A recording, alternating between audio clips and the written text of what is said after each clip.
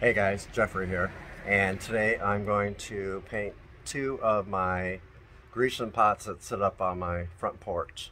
One of them is right here, and the other one is over here.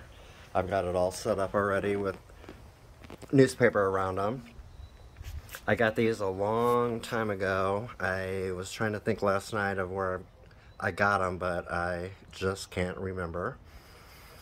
They were concrete color because they were concrete, and they've been painted gray, black one time, white a couple times, and I even went around a lot of the detail a long time ago with gold and purple for the grapes and green for the leaves, but I'm not going to do all that.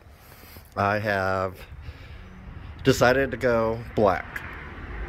So let me get started.